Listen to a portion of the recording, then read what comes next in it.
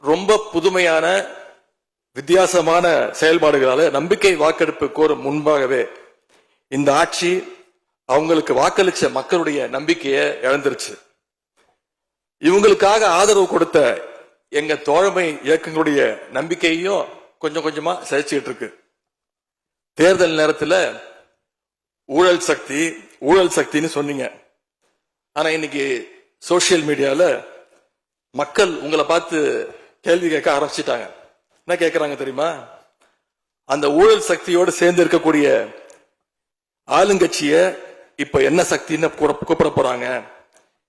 Clean government சொன்னாங்க. இதுதான் உங்க கிளீன் கவர்மெண்ட் லட்சணமானு மக்கள் கேட்க ஆரம்பிச்சிட்டாங்க. இப்படி நீங்க கூவத்தூரையும் மிஞ்சுற அளவுக்கு அடிக்கிற கூத்த பார்க்கும் போது இந்த அரசு எத்தனை நாளைக்கு நீடிக்க போகுதுன்னு மக்களுக்கு அந்த சந்தேகம் வர ஆரம்பிச்சிருச்சு. முதல் கோணலே முற்றிலும் கோணல்ன்ற மாதிரி உங்க நடவடிக்கை எல்லாமே இன்னைக்கு மீம் கண்டென்ட்டா மாறிடுச்சு.